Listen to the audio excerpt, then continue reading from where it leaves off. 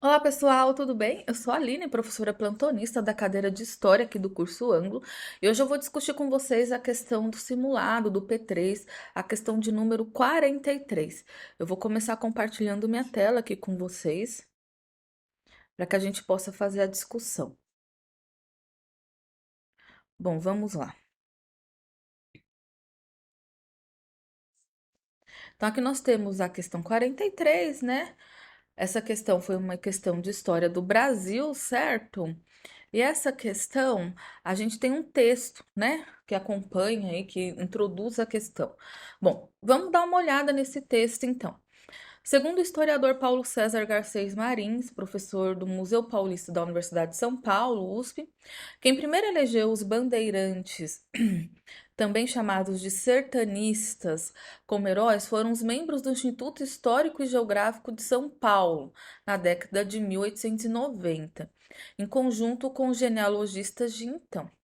Os sertanistas, vistos como bárbaros por grande parte dos membros do Instituto Histórico Geográfico Brasileiro, sediado no Rio de Janeiro, e por artistas cariocas, foram progressivamente enaltecidos nos círculos literários e intelectuais paulistas, como os líderes do processo de construção territorial do Brasil, contextualiza ele.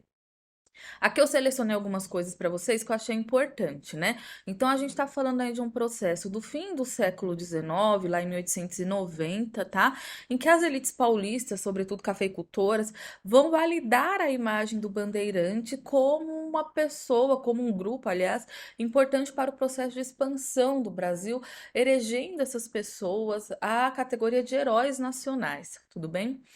O que não aconteceu lá no Instituto Histórico Geográfico Brasileiro, sediado no Rio de Janeiro. Então, isso é uma percepção muito do estado de São Paulo, certo? Uma percepção muito particular. Esse enaltecimento, ele vai acontecer também sem uma problematização. Então, vai se focar, né, nessa questão da expansão promovida pelos bandeirantes, mas pouco vai se falar, ou não vai se falar nesse processo, de toda a violência cometida por esses bandeirantes, sobretudo em cima das populações indígenas, negras, enfim. Tudo bem? Bom, então vamos para o que você tem que assinalar e analisar, tá? A construção da memória acerca dos bandeirantes, apresentando-os como heróis do período colonial. Vamos analisar item por item, vamos lá. Foi concebida de modo semelhante pelas elites intelectuais do Sudeste? Bem, a gente falou agora, né? A gente tem o Instituto Histórico Geográfico Brasileiro no Rio de Janeiro não compactuando com essa visão de herói, né? Comparando-os a bárbaros, tá? Então, tipo, a gente pode descartar isso, tá? Utilizando de museus, instituições para conferir legitimidade, enfim. Tá bom?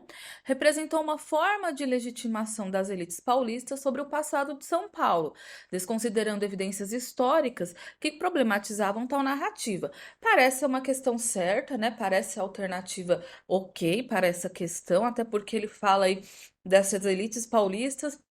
Também fala da falta de problematização da narrativa, né? Ou seja, deixa de lado a questão da violência empregada pelos bandeirantes. Baseou-se na ação dos sertanistas contra os jesuítas espanhóis, pois seu aldeamento, enfim, tá? Então aqui ele tá juntando tudo, né? Jesuítas espanhóis, coroa, enfim. Tá? Então a gente tem aqui um problema com as motivações, né? É de certo que os bandeirantes, os jesuítas, né, portugueses, eles vão entrar em conflito constantemente, sobretudo porque um dos objetivos desses bandeirantes era a escravização dos nativos, dos indígenas, que estavam sob a tutela dos jesuítas. Então, eles entravam em conflitos e daí tem um monte de documentos em que os jesuítas retratam como é que essa ação dos bandeirantes ocorria, certo? Bom, foi elaborada a partir de documentos redigidos por jesuítas no período colonial, uma vez que eles apoiavam os ataques dos bandeirantes contra os quilombolas. De novo, né, a gente tem aí uma questão de conflito, né, entre os bandeirantes, entre os jesuítas, né? Por mais que muitos bandeirantes tenham atuado na destruição de quilombos, o próprio Domingos Jorge Velho, que era um bandeirante que atuou na destruição do quilombos dos Palmares, por exemplo, tá?